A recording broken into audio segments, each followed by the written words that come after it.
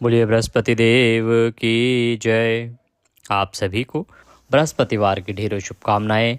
आज बृहस्पतिवार का दिन है, गुरुवार का दिन है। आज हम सुनेंगे बृहस्पति देव की व्रत कथा, बृहस्पतिवार व्रत कथा, या ये कहें कि गुरुवार व्रत कथा। आप सभी भक्तों ने आज बृहस्पतिवार का व्रत किया होगा। बृहस्पतिवार का जब हम व्रत करते हैं तो गुड़ चना लेके आपको केले की जड़ में पूजन करना चाहिए और पूजन करने के बाद यह कथा अवश्य ही सुननी चाहिए। इस कथा के बिना व्रत अधूरा है और यदि आप व्रत नहीं भी कर रहे हैं तो भी इस कथा को अवश्य सुनना चाहिए। इस कथा को यदि व्रत के बिना भी आप सुनते हैं तो भी यह कथा बहुत पुण्यदायी है। इस कथा के श्रवण करने मात्र से आपके जीवन के कष्ट दूर होते हैं, आपके जीवन की परेशानियां समाप्त होती हैं और बृहस्पति देव के आशीर्वाद से आपकी सभी मनोकामनाएं पूरी होती हैं। जिस भी किसी कामना की इच्छा की पूर्ति के लिए आप यह कथा सुनेंगे, आपकी वह कामना अवश्य पूरी होती है। आइए अब हम कथा आरंभ करते हैं। आपसे निवेदन है कि प्रभु की यह कथा है, इसको एक बार लाइक अवश्य करें और कमेंट बॉक्स में अपने व्रत की सफलता और मनोकामना की पूर्ति के लिए अवश्य लिखें जय बृहस्पति देव। अथ श्री बृहस्पतिवार व्रत कथा प्रारंभ। भारतवर्ष में एक प्रतापी और दानी राजा राज्य करता था। वह नित्य गरीबों और ब्राह्मणों की सहायता किया करता था। यह बात उसकी पत्नी को, उसकी रानी को अच्छी नहीं लगती थी। वह ना तो गरीबों को दान देती, ना ही भगवान का पूजन करती थी और राजा को भी दान देने से मना किया करती थी। एक दिन राजा शिकार खेलने वन को गए हुए थे तो रानी महल में अकेली थी। उसी समय बृहस्पति देव साधु के वेश में राजा के महल में भिक्षा के लिए गए और भिक्षा मांगी। रानी ने भिक्षा देने से इनकार कर दिया और कहा, हे साधु महाराज, मैं तो दान पुण्य से तंग आ गई हूँ। मेरे पति सारा धन लुटाते रहते हैं। मेरी इच्छा है कि हमारा धन नष्ट हो जाए, फिर ना रहेगा बांस, ना रहेगी बांसुरी। साधु ने कहा, देवी तुम बड़ी विचित्र हो। धन संतान तो सभी चाहते हैं, पुत्र और लक्ष्मी तो पापी के घर में भी होनी चाहिए। यदि तुम्हारे पास अधिक धन है तो भूखों को भोजन दो, प्यासों के लिए प्याऊ बनवाओ, मुसाफिरों के लिए धर्मशालाएं खुलवाओ। जो निर्धन अपनी कुमारी कन्याओं का विवाह नहीं कर सकते, उनका विवाह करा दो। ऐसे और कई काम हैं जिनके करने से तुम्हारा यश लोक परलोक में फैलेगा। परंतु रानी पर उपदेश का कोई प्रभाव ना पड़ा। वह बोली, महाराज आप मुझे कुछ ना समझाएं।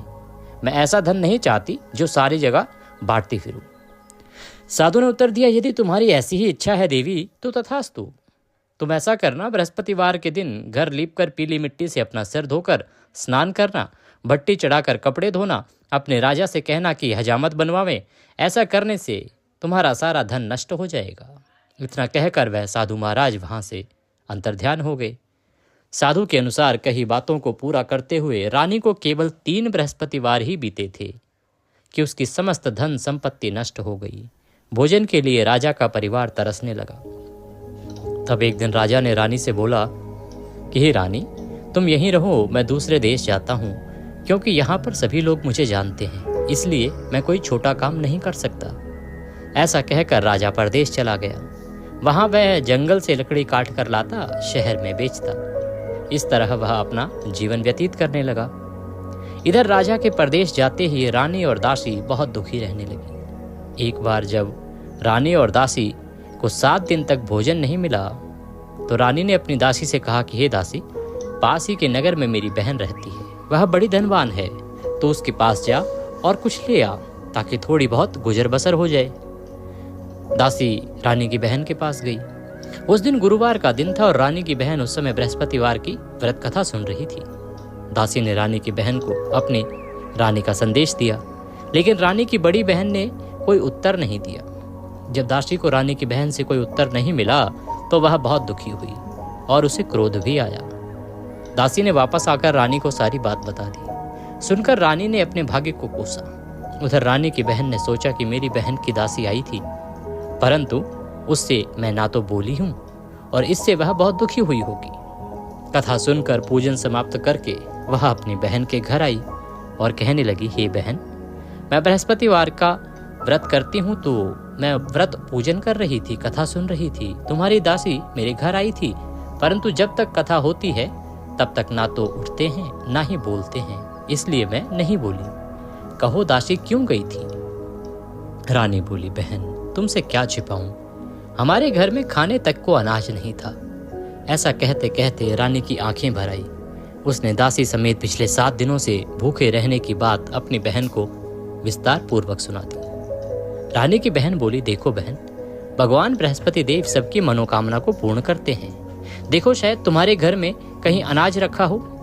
पहले तो रानी को विश्वास नहीं हुआ, पर बहन के आग्रह करने पर उसने अपनी दासी को अंदर भेजा तो उसे सचमुच अनाज से भरा एक घड़ा मिल गया। यह देखकर रानी को बड़ी हैरानी हुई। दासी रानी से कहने लगी, हे रानी, जब हमको भोजन नहीं मिलता तो हम व्रत ही तो करते हैं, इसलिए क्यों ना इनसे व्रत और कथा की विधि पूछ ली जाए ताकि हम भी व्रत कर सकें। तब रानी ने अपनी बहन से बृहस्पतिवार के व्रत के बारे में पूछा। उसकी बहन ने बताया, बृहस्पतिवार के व्रत में चने की दाल और मुनक्का से विष्णु भगवान का केले की जड़ में पूजन करें तथा दीपक जलाएं, व्रत कथा सुने और पीला भोजन ही करें। इससे बृहस्पति देव प्रसन्न होते हैं। व्रत और पूजन विधि बताकर रानी की बहन अपने घर को लौट गई। 7 दिन के बाद जब गुरुवार आया तो रानी और दासी ने व्रत रखा। गुड़साल में जाकर चना और गुड़ लेकर आई। फिर उससे केले की जड़ तथा विष्णु भगवान का पूजन किया। अब पीला भोजन कहाँ से आए, इस बात को लेकर दोनों बहुत दुखी थी। क्योंकि उन्होंने व्रत रखा था, इसलिए बृहस्पति देव उनसे प्रसन्न थे। इसलिए वे एक साधारण व्यक्ति का रूप धारण करके 2 थालों में सुंदर पीला भोजन दासी को दे गए। भोजन पाकर दासी प्रसन्न हुई और फिर रानी के साथ मिलकर भोजन ग्रहण किया। उसके बाद वे सभी गुरुवार को व्रत और पूजन करने लगी। बृहस्पति भगवान की कृपा से उनके पास फिर से धन संपत्ति आ गई, परंतु रानी फिर से पहले की तरह आलस्य करने लगी। तब दासी बोली, देखो रानी, तुम पहले भी इस प्रकार आलस्य करती थी। तुम्हें धन रखने में कष्ट होता था, इसी कारण सभी धन नष्ट हो गया। और अब जब भगवान बृहस्पति की कृपा से धन मिला है तो तुम्हें फिर से आलस्य होता है। रानी को समझाते हुए दासी कहती है, बड़ी मुसीबतों के बाद हमने यह धन पाया है, इसीलिए हमें दान पुण्य करना चाहिए, भूखे मनुष्यों को भोजन कराना चाहिए और धन को शुभ कार्यों में खर्च करना चाहिए, जिससे तुम्हारे कुल का यश बढ़ेगा, स्वर्ग की प्राप्ति होगी और पितृ प्रसन्न होंगे। दासी की बात मानकर रानी अपना धन शुभ कार्यों में खर्च करने लगी, जिससे पूरे नगर में उसका यश फैलने लगा। उधर एक दिन राजा दुखी होकर जंगल में एक पेड़ के नीचे आसन जमाकर बैठ गया। वह अपनी दशा को याद करके व्याकुल होने लगा। बृहस्पतिवार का दिन था। एकाएक उसने देखा कि निर्जन वन में एक साधु प्रकट हुए। वह साधु वेश में स्वयं बृहस्पति देव थे। लकड़हारे के सामने आकर बोले, हे लकड़हारे, इस सुनसान जंगल में तू चिंतामग्न क्यों बैठा है? लकड़हारे ने दोनों हाथ जोड़कर प्रणाम किया और उत्तर दिया, महात्मा जी, आप सब कुछ जानते हैं, मैं क्या कहूँ? यह कहकर रोने लगा और साधु को अपनी आत्मकथा कह सुनाई। महात्मा जी ने कहा, तुम्हारी स्त्री ने बृहस्पति के दिन बृहस्पति भगवान का निरादर किया है, जिसके कारण रुष्ट होकर उन्होंने तुम्हारी यह दशा कर दी है। अब तुम चिंता को दूर करके मेरे कहने पर चलो तो तुम्हारे सब कष्ट दूर हो जाएंगे और भगवान पहले से अधिक संपत्ति देंगे। तुम बृहस्पति के दिन कथा किया करो, 2 पैसे के चने मुनक्का लाकर उसका प्रसाद बनाओ और शुद्ध जल से लोटे में शक्कर मिलाकर अमृत तैयार करो। कथा के पश्चात अपने सारे परिवार और सुनने वाले प्रेमियों में अमृत व प्रसाद बांटकर आप भी ग्रहण करो। ऐसा करने से भगवान तुम्हारी सब मनोकामनाएं पूरी करेंगे। साधु के ऐसे वचन सुनकर लकड़हारा बोला, हे प्रभु, मुझे लकड़ी बेचकर इतना पैसा नहीं मिलता जिससे भोजन के उपरांत कुछ बचा सकूं। मैंने रात्रि में अपनी स्त्री को व्याकुल देखा है, मेरे पास कुछ भी नहीं है जिससे मैं उसकी खबर मंगा सकूं। साधु ने कहा, हे लकड़हारे, तुम किसी बात की चिंता मत करो। बृहस्पति के दिन तुम रोजाना की तरह लकड़ियां लेकर शहर को जाओ। तुमको रोज से दुगना धन प्राप्त होगा, जिससे तुम भली भांति भोजन कर लोगे तथा बृहस्पति देव की पूजा का सामान भी आ जाएगा। इतना कहकर साधु अंतर्ध्यान हो गए। धीरे धीरे समय व्यतीत होने पर फिर वही बृहस्पतिवार का दिन आया। लकड़हारा जंगल से लकड़ी काटकर किसी शहर में बेचने को गया। उसे उस दिन बृहस्पति देव की कृपा से और दिनों से अधिक पैसा मिला। राजा ने चना गुड़ आदि लाकर गुरुवार का व्रत किया। उस दिन से उसके सभी क्लेश दूर हुए। परंतु जब दूसरा गुरुवार का दिन आया तो वह बृहस्पति देव का व्रत व पूजन करना भूल गया। इस कारण बृहस्पति भगवान नाराज हो गए। उस दिन उस नगर के राजा ने विशाल यज्ञ का आयोजन किया था। शहर में यह घोषणा करा दी गई थी कि कोई भी मनुष्य अपने घर में भोजन ना बनावे, ना आग जलावे। समस्त जनता मेरे यहाँ भोजन करने के लिए आवे। इस आज्ञा को जो ना मानेगा उसे फांसी की सजा दी जाएगी। इस तरह की घोषणा संपूर्ण नगर में राजा के द्वारा करा दी गई। राजा की आज्ञा अनुसार शहर के सभी लोग भोजन करने गए, लेकिन लकड़हारा कुछ देर से पहुंचा। इसलिए राजा उसको अपने साथ घर लेवा ले गए और ले जाकर भोजन करा रहे थे तो रानी की दृष्टि उस खूंटी पर पड़ी जिस पर उसका हार लटका हुआ था। वह वहां पर दिखाई नहीं दिया। रानी ने निश्चय किया कि मेरा हार इस मनुष्य ने चुरा लिया है। उसी समय सिपाहियों को बुलाकर उसको कारागार में डाल दिया गया। जब लकड़हारा कारागार में पड़ गया और बहुत दुखी होकर विचार करने लगा कि न जाने कौन से पूर्व जन्म के कर्म से मुझे यह दुख प्राप्त हुआ है, और उसी साधु को याद करने लगा जो कि जंगल में मिला था। उसी समय तत्काल बृहस्पति देव साधु के रूप में प्रकट हुए और उसकी दशा को देखकर कहने लगे, अरे मूर्ख, तूने बृहस्पति देव की कथा नहीं करी, इस कारण तुझे दुख प्राप्त हुआ है। अब चिंता मत कर, बृहस्पतिवार के दिन कारागार के दरवाजे पर 4 पैसे पड़े मिलेंगे। उनसे तू बृहस्पति देव की पूजा करना, तेरे सभी कष्ट दूर हो जाएंगे। बृहस्पति के दिन उसे 4 पैसे पड़े मिले। लकड़हारे ने कथा कही। उसी रात्रि को बृहस्पति देव ने उस नगर के राजा को स्वप्न में कहा, हे राजा, तुमने जिस आदमी को कारागार में बंद कर दिया है वह निर्दोष है। वह राजा है, उसे छोड़ देना। रानी का हार उसी खूंटी पर लटका है। अगर तू ऐसा नहीं करेगा तो मैं तेरे राज्य को नष्ट कर दूंगा। इस तरह रात्रि के स्वप्न को देखकर राजा प्रातःकाल उठा और खूंटी पर हार देखकर लकड़हारे को बुलाकर क्षमा मांगी तथा लकड़हारे को योग्य सुंदर वस्त्र आभूषण देकर विदा कर दिया। बृहस्पति देव की आज्ञा अनुसार लकड़हारा अपने नगर को चल दिया। राजा जब अपने नगर के निकट पहुंचा तो उसे बड़ा आश्चर्य हुआ। नगर में पहले से अधिक बाग, तालाब, कुएं तथा बहुत सी धर्मशालाएं, मंदिर आदि बन गए थे। राजा ने पूछा, यह किसका बाग और धर्मशालाएं हैं? तब नगर के सब लोग कहने लगे, यह सब रानी और बांदी के हैं। तो राजा को आश्चर्य हुआ और गुस्सा भी आया। जब रानी ने यह खबर सुनी कि राजा आ रहे हैं तो उन्होंने बांदी से कहा कि हे दासी, देख, राजा हमको कितनी बुरी हालत में छोड़ गए थे। हमारी ऐसी हालत देखकर वह लौट ना जाए, इसीलिए तू दरवाजे पर खड़ी हो जा। आज्ञा अनुसार दासी दरवाजे पर खड़ी हो गई। राजा आए तो उन्हें अपने साथ लिवा लाई। तब राजा ने क्रोध करके अपनी रानी से पूछा कि यह धन तुम्हें कैसे प्राप्त हुआ? तब उन्होंने कहा, हमें यह सब धन बृहस्पति देव के इस व्रत के प्रभाव से प्राप्त हुआ है। राजा ने निश्चय किया कि 7 रोज बाद तो सभी बृहस्पति देव का पूजन करते हैं, परंतु मैं प्रतिदिन और 3 बार कहानी करूंगा तथा रोज व्रत किया करूंगा।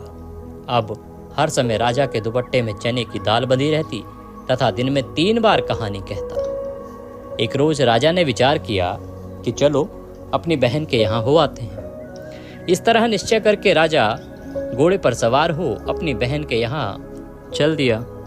मार्ग में उसने देखा कि कुछ आदमी एक मुर्दे को लिए जा रहे हैं। उन्हें रोककर राजा कहने लगा, अरे भाइयों, मेरी बृहस्पति देव की कथा सुन लो। वे बोले, लो, हमारा आदमी मर गया है, इसको अपनी कथा की पड़ी है। परंतु कुछ आदमी बोले, अच्छा कहो, हम तुम्हारी कथा भी सुनेंगे। राजा ने दाल निकाली और कथा सुनाना आरंभ किया।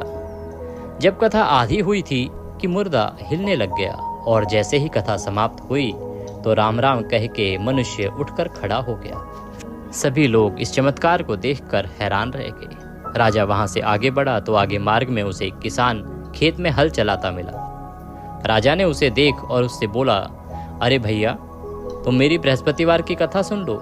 किसान बोला, जब तक मैं तेरी कथा सुनूंगा तब तक 4 हरिया जोत लूंगा। जा अपनी कथा किसी और को सुनाना। इस तरह राजा आगे चल पड़ा। राजा के वहां से हटते ही बैल पछाड़ खाकर गिर गए तथा किसान के पेट में बड़ी जोर का दर्द होने लगा।